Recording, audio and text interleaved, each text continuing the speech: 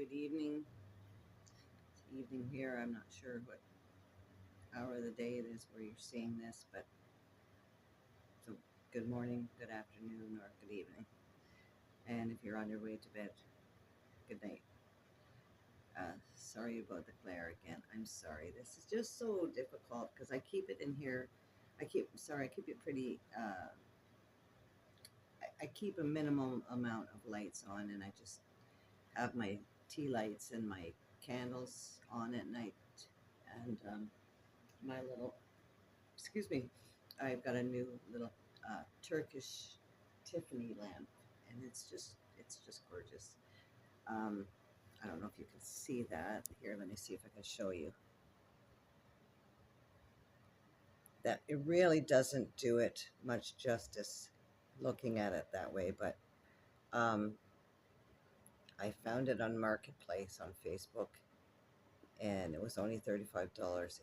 It's just beautiful. It's got like a mosaic, and it's all the same colors as my living room, and it's got like greens and burgundies and um, a little bit of burgundy and sort of an orangey um, light reflecting off of it too.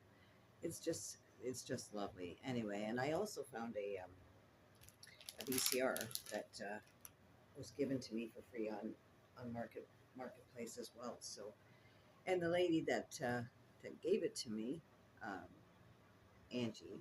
She she's the owner of NGO's Antiques in Thorold. Um, I haven't been to her store, but she did advertise a couple things, such as the VCR, and she just gave it to me. And she said, "I don't know if it works. I haven't tried it yet, so I don't even know if it works yet. But I have a few um, VHS tapes, and I'm really looking forward to getting this thing hooked up so I can see. I'll put in a crappy CD or a crappy VHS tape. Did I say CD? I meant to say VHS tapes. I'll put in a crappy one that I don't have to worry about, and then that way, if the machine eats it, it it's the one I don't care about because the other ones are irreplaceable. I'll never be able to get those memories back again if they got chewed up. That's it. The only memories in my mind, and I can't make a VHS tape out of that. So maybe one day when technology is maybe at the height of technology, we'll be able to do that. But anyway, um, yeah, let's see if I can just correct this situation. Just bear with me for a minute here. Sorry about that. That's I think a little bit better. Yes, so I haven't been on social media for a couple of days because I'm a little uh I guess dysregulated. I'd have to say a situation that came up with a friend, um, and this friend encouraged me to do something that would be considered by a lot of people to be dangerous, and I had voiced my concern about it possibly being a dangerous thing for me to do. And she said, "No, no, you'll be fine. Don't worry about it. You'll be fine as long as you're aware of your surroundings. Don't worry about it. You know your way around. You'll be fine." And anyway, I went and did what she encouraged. And anyway, that's as much as I'm going to say about it. But I'm not naming any names here, and I won't do that. I I have enough respect for myself that I'm not going to drag somebody else's name through the mud. Um, it's not it. No, that's not a good look for me, and I don't, I don't want to be that person that does that. Because even if I told you what happened, you could piece it together somehow, maybe. or someone else that you might know might be able to piece it together. And I don't want to incriminate anybody, you know. Um, but anyway, I think the point I wanted to try to make about that was that sometimes we have friendships with people that um, I think sometimes friends come into our life for a reason, a season, or a lesson. I think that's the three reasons, or forever. Um, and we haven't been friends all that long, so, but I thought I knew this person, and I guess I didn't really. If I'm honest with myself, I don't think I really did. I think I ignore um, a lot of the red flags, which I've done before in the past, but I haven't done that since I've been sober, and I think that's what has me a little bit muddled because it's understandable that I would gravitate towards dysfunctional people when I was still drinking, but now I only want to have healthy relationships in my life, healthy friendships. So um, the fact that this happened to me as a sober person, I think has me a little shaken. But I don't think it's a um, what's the word that I'm looking for? I don't think it's a tell about me. I think it's more of a tell about the other person in this case. But I mean I will always admit when I've done something wrong. I'm usually one of the first ones to say, I'm sorry, I got it wrong. Um, I apologize. I'm sorry that I suggested whatever to you. And is there anything that I could do to make it right? I would expect that from this person. And I'm not going to tell this person how I feel now because when I've tried to tell them in the past about something that a couple things that came up here and there, they got really defensive with me and actually started insulting me. So I've learned to just shut my mouth. But I don't think that's really healthy. I don't think that's a very healthy friendship if you can't disagree. Is that really a friendship that's worth holding on to, you know? I guess it's just it kind of shook me up a bit because I don't know.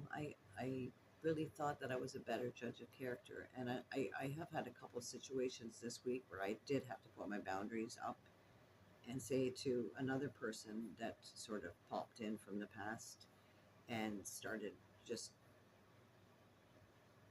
fur, furling along, furling insults and accusations and bringing up things about the past and I am in my 6th year of recovery, going into my 7th year actually. Um, very soon I'm going into my 7th year. So I don't want to rehash something that happened like the the the situation that they were talking about happened, oh my goodness, 10 years ago. Okay, so maybe it wasn't that long ago, but still 10 years ago. Like, really? You're going to bring up something that happened 10 years ago that we've already been over a million times, and you're going to bring that up now? Why? Like, what's the sense of that? I couldn't see the sense in that either. So I think what I'm trying to say is that sometimes we got to put boundaries up with people right from the get-go.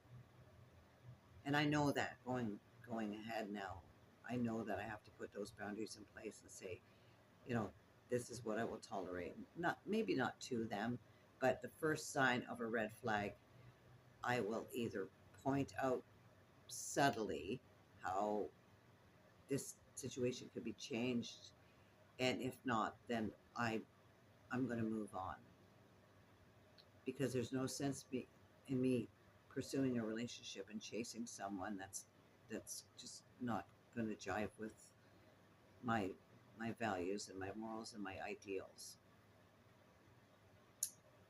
You don't have to think exactly what I think, and I wouldn't want you to think exactly what I think. That's the beauty part of being individuals. We're all different. We all take things different ways. We all have a different way of looking at life, and some of us care more for our friends than maybe they care for us, or maybe they care more for us than we do of them. And in which case, like, if somebody wants to keep pursuing me and I'm not really interested, I mean, I will be honest, but I will be tactful and diplomatic in telling them that I don't really think that's going to work out. There is a way of saying these things without hurting anyone's feelings and sounding like a prick, basically. um, I don't want to be that person. I don't I always I want to keep striving to be myself, and I'm a very kind and caring and empathic, compassionate person with with pretty much everybody I meet, until you give me reason not to. And then I'm going to throw up some walls there, because, like, after that incident with this friend, the first one I was telling you about, like, I haven't been able to have a conversation yet, because it's still too raw and it's still too soon. And I'm not ready for that conversation because I know how it's going to go. So I think maybe the best thing for me to do, so that there's no interruption and there's no defensiveness from her end, um, and this other person, I'm just not even going to pick up the phone. Maybe never again. Um, Eventually they'll figure out what to do. But I think maybe with the first friend I was telling you about, I think I'll sit down and write a letter. I think that's the safest thing to do, because that way there can be no interruptions, no misinterpretations. It's just my words, my thoughts, my feelings on paper. They can read it or not. They can also crumple it up in a ball. I won't, it won't be like a 5 or 6 page letter. But I think just, some points need to be made, and I can only make those points not on the phone, not through a text, not even an email. Like, take the time and sit down and think about the words that you're going to put down, whether you're going to make a rough copy and then transfer it to a better copy, you know. Um, so yeah, I'm a little disappointed, and I'm kind of I'm disappointed in a lot of things.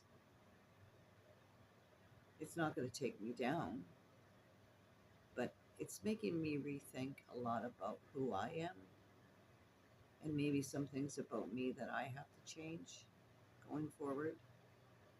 So I've really been doing a lot of self-reflection lately, and thinking about, like, is there something in her that I see that I don't like?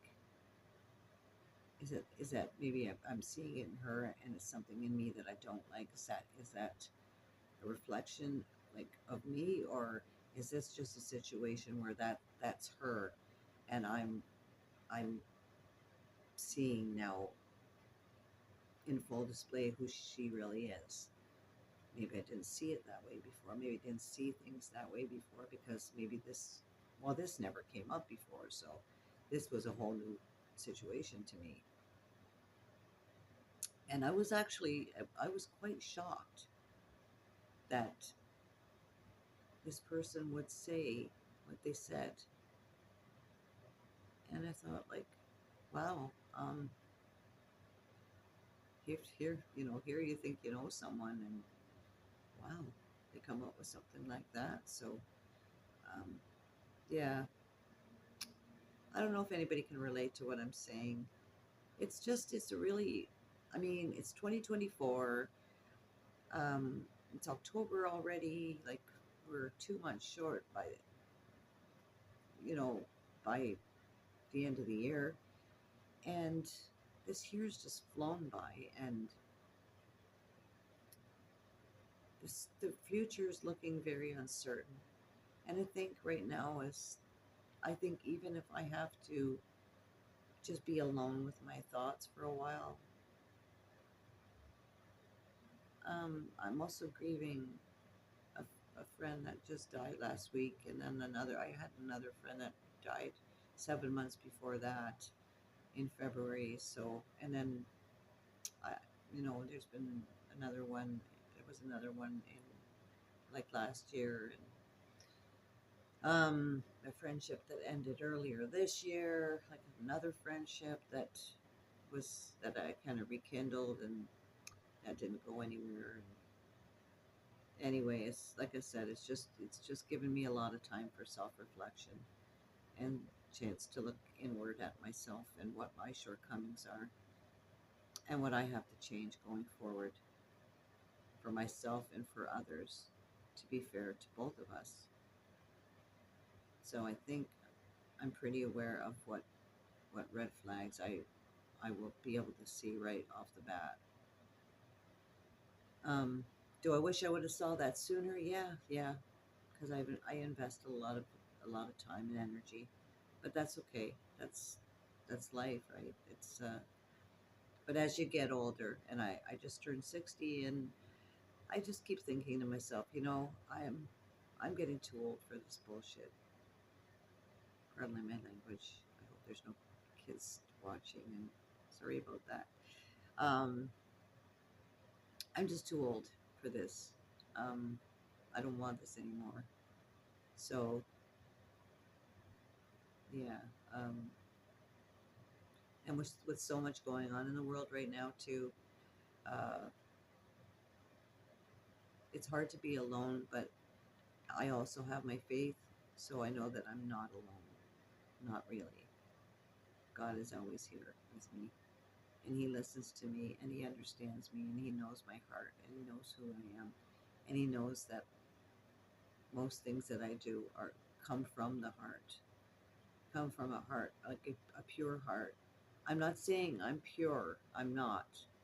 I have as many flaws as anyone else, maybe more, but I believe that I am a good person and I have a good heart and I love people. But I'm also the kind of person that if you break my heart, or you misuse me or use me and abuse me in any way, I won't have you around in my life for very long. That's for sure. I'll give you a chance or two, and by the third one, that's it. I won't. I'm too trusting. I think sometimes I'm too kind for my own good, and I don't ever want to have a hard heart. But I think there's some aspects of my life I'm going to have to be a little more hard nosed about. There's just too much of a circus going on in the world right now, and this is not a time to be playing games with each other. I really don't think that we should be doing that. There's some serious shit going on in the world right now, and we all know that, and we all feel it. And then instead of debating with each other, I think it's important for us to keep it together with each other, for each other. There's enough against us in the world as it is, and us adding insult to injury is not going to make anything any better for anyone. So it would behoove us to be nicer to one another. And I always say that in my videos. Please be kind to one another. Please understand that everyone has a story. Most of us are hurting. Most of us are sad. Um, a lot of people are scared. They're frightened. They're fearful. We have to be able to be there for those people. I get scared too. I get scared, and I pray and I talk to God and I ask him to just help take this fear off of me. And he does. So that works for me. You can try it, or you can think of just another nutter. Here she is, another Christian nutter that just believes in God and Jesus and the Holy Spirit, and that's fine. It's not everybody's cup of tea. I understand that, but I will pray for you anyway. Okay, so not to offend anyone. It's just something that I I pray for all of us every day, every night before I go to bed. Say, bless my brothers and sisters all around the world. I hope everyone's safe tonight, and I hope everybody's got enough to eat and a roof over their head and at least some kind of shelter. If they're homeless, I hope they have somewhere safe to go. And I hope everybody has enough food to eat. And please pray for the people whose lives have been touched by so many disasters. I don't want to start crying here, but there's it's been a lot of sorrow in the news. So I'm going to continue to pray for the world. And thank you for listening to me. I hope you all take care. Stay safe. And take care of each other, okay? Love and peace.